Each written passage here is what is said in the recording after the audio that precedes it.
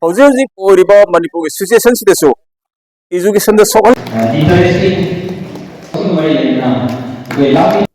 Education Guide Centre EGC Thoubal Moijing sinduna kunmapal laksuba annual prize distribution function for meritorious students ki thouram ama Thoubal Moijing community hall da mioi cha kaya tinduna ching lemna pangthokhre. Thouram aduda MD Aminuddin President in charge EGC Thoubal Moijing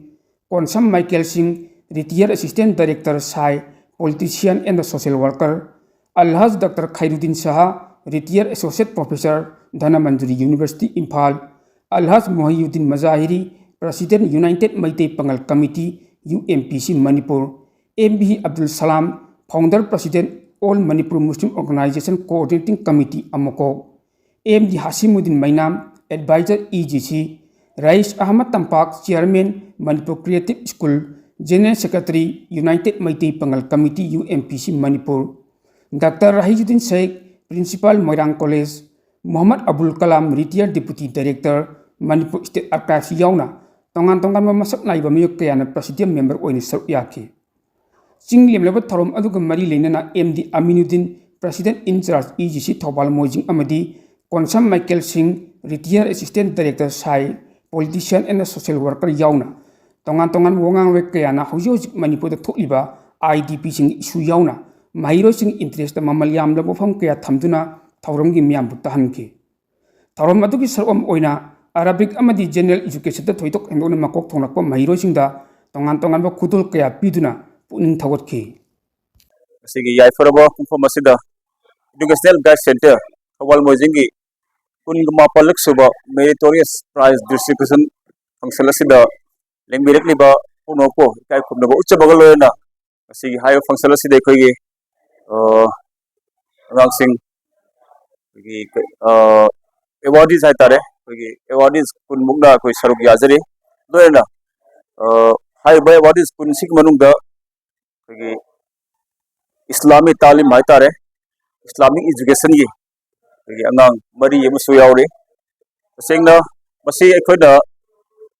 bagi sahi kuthra muk suba EGC gi history sida koi sahi khuding leptuna sathajarakpani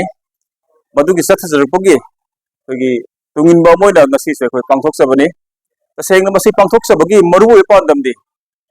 education haibasina peace amasung integrity da yamna maru oiba adugumna ba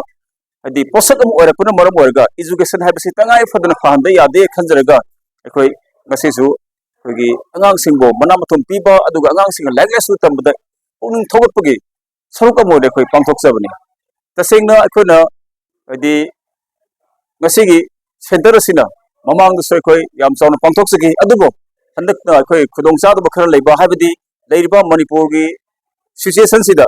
koina khar hena chauna pangthok gi khudong cha badu leijade loina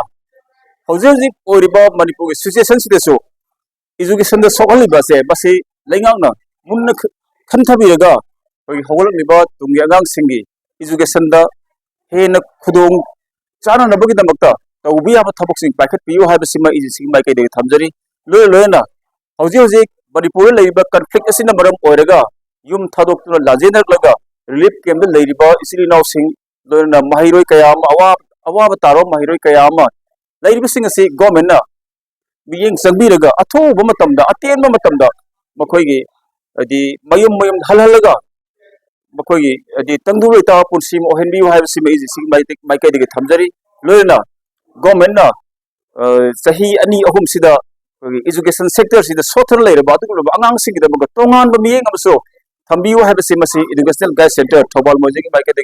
thamjari thank you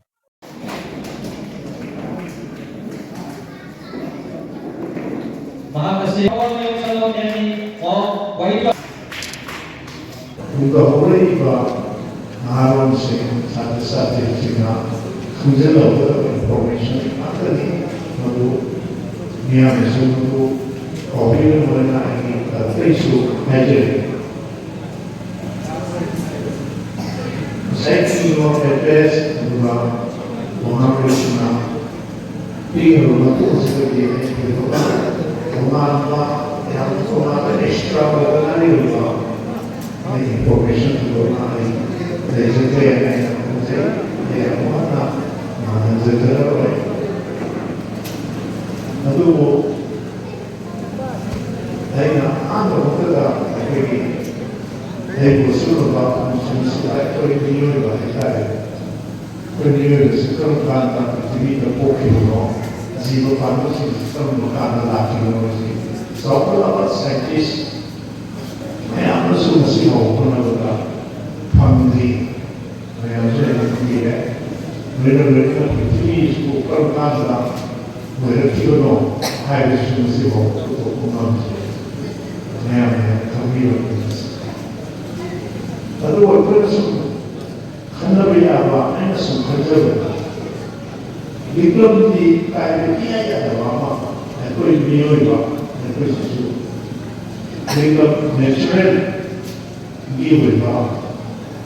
ꯄ꯭ꯔꯀꯤꯇꯤꯅ ꯄꯤꯕ ꯑꯗꯨꯒꯨꯝꯂꯕ ꯂꯤꯛꯂꯝ ꯂꯣꯏꯅꯅ ꯑꯩꯈꯣꯏ ꯃꯤꯑꯣꯏꯕ ꯁꯃꯥꯖꯁꯤꯗꯁꯨ ꯑꯩꯈꯣꯏꯒꯤ ꯃꯔꯛꯇ ꯂꯩꯔꯤꯕ ꯄ꯭ꯔꯤꯊꯤꯕꯤꯒꯤ ꯃꯤꯌꯥꯝꯁꯦ ꯃꯁꯤ ꯀꯔꯝꯍꯥꯏꯅ ꯃꯁꯤꯐꯥꯎꯕ ꯍꯤꯡꯃꯤꯟꯅꯔꯤꯕꯅꯣ ꯍꯥꯏꯕꯒꯤ ꯑꯆꯨꯝꯕ ꯑꯩꯈꯣꯏꯅ ꯈꯟꯗꯕ ꯌꯥꯕ ꯈꯟꯊꯗꯕ ꯌꯥꯕ ꯈꯔꯁꯨ ꯑꯗꯨꯝ ꯂꯩꯕ꯭ꯔꯥꯅ ꯑꯩꯅ ꯁꯨꯝ ꯈꯟꯖꯕꯗꯨꯅꯤ ꯇꯁꯦꯡꯅ ꯄ꯭ꯔꯤꯊꯤꯕꯤꯁꯤꯁꯨ ꯁꯣꯟꯖꯕꯒꯤ ꯄ꯭ꯂꯥꯅꯦꯇꯣꯔꯤꯌꯝꯒꯤ ꯃꯅꯨꯡꯗ ꯆꯟꯕ ꯑꯗꯨꯒꯨꯝꯂꯕ ꯄ꯭ꯔꯤꯊꯤꯕꯤꯅꯤ ꯍꯥꯏꯕꯗ ꯃꯌꯥꯝꯅ ꯈꯪꯕꯤꯔꯦ ꯑꯗꯨꯕꯨ ꯉꯁꯤꯐꯥꯎꯕ ꯄ꯭ꯔꯤꯊꯤꯕꯤꯅ ꯅꯨꯃꯤꯠꯀꯤ ꯑꯀꯣꯏꯕꯗ ꯀꯣꯏꯕ ꯃꯥꯒꯤ ꯂꯝꯕꯦꯟꯗꯣ ꯃꯗꯨ ꯁꯨꯡꯀꯥꯏ ꯀꯥꯏꯗꯅ ꯑꯗꯨꯝ ꯆꯠꯇꯨꯅ ꯑꯩꯈꯣꯏ ꯃꯤꯑꯣꯏꯕ ꯁꯃꯥꯖꯁꯤꯗ ꯍꯤꯡꯂꯤꯕꯅꯤ ꯅꯠꯇ꯭ꯔꯒꯗꯤ ꯈꯖꯤꯛꯇꯪ ꯂꯝꯕꯦꯟꯗꯨ ꯁꯣꯏꯈ꯭ꯔꯒ ꯄꯨꯂꯞ ꯀꯥꯏꯗꯅ ꯄ꯭ꯔꯤꯊꯤꯕꯤ ꯑꯁꯤ ꯂꯩꯔꯝꯗꯕꯁꯨ ꯌꯥꯏ ꯑꯁꯨꯃꯥꯏꯅ ꯇꯧꯗꯅ ꯑꯩꯈꯣꯏ ꯄ꯭ꯔꯤꯊꯤꯕꯤꯁꯤꯒꯤ ꯑꯀꯣꯏꯕꯗ ꯑꯩꯈꯣꯏꯒꯤ ꯊꯥꯅꯁꯨ ꯀꯣꯏꯔꯤ ꯃꯤꯌꯥꯝꯗ ꯈꯪꯍꯟꯖꯕ ꯑꯃ ꯏꯄꯦꯛ ꯇꯤꯚꯤ ꯅ꯭ꯌꯨꯁ ꯆꯦꯅꯦꯜ ꯑꯁꯤꯗ ꯁ꯭ꯀꯨꯜ ꯀꯣꯂꯦꯖꯁꯤꯡꯒꯤ ꯑꯦꯗꯃꯤꯁꯟ ꯑꯣꯄꯟ ꯌꯥꯎꯅ ꯇꯣꯉꯥꯟ ꯇꯣꯉꯥꯟꯕ ꯍꯤꯔꯝꯁꯤꯡꯒꯤ ꯃꯇꯥꯡꯗ ꯑꯦꯗꯚꯔꯇꯤꯁ ꯇꯧꯕꯤꯅꯤꯡꯕ ꯃꯤꯑꯣꯏꯁꯤꯡꯒꯤ ꯑꯣꯏꯅ ꯌꯥꯝꯅ ꯆꯥꯎꯅ ꯑꯣꯐꯔ ꯄꯤꯖꯔꯤ ꯑꯀꯛꯅꯕ ꯅꯨꯃꯤꯠ ꯈꯔꯅꯤꯒꯤ ꯑꯣꯏꯕ ꯑꯣꯐꯔꯅꯤ ꯃꯔꯝ ꯑꯗꯨꯅ ꯑꯦꯗꯚꯔꯇꯤꯁ ꯇꯧꯕꯤꯅꯤꯡꯕ ꯃꯤꯑꯣꯏꯁꯤꯡꯅ ꯑꯣꯐꯔ ꯑꯁꯤꯒꯤ ꯈꯨꯗꯣꯡꯆꯥꯕ ꯂꯧꯕꯤꯌꯨ ꯍꯤꯔꯝ ꯑꯁꯤꯒꯤ ꯃꯇꯥꯡꯗ ꯑꯄꯥꯝꯕ ꯃꯤꯑꯣꯏꯁꯤꯡꯅ ꯃꯣꯕꯥꯏꯜ ꯅꯝꯕꯔ 9366127201ꯗ ꯀꯣꯜ ꯇꯧꯕꯤꯔꯛꯂꯒ ꯈꯨꯗꯣꯡꯆꯥꯕ ꯑꯁꯤ ꯂꯧꯕꯤꯌꯨ ꯍꯥꯏꯅ ꯏꯄꯦꯛ ꯇꯤꯚꯤ ꯅ꯭ꯌꯨꯁꯀꯤ ꯃꯥꯏꯀꯩꯗꯒꯤ ꯃꯤꯌꯥꯝꯗ ꯑꯄꯤꯜ ꯇꯧꯖꯔꯤ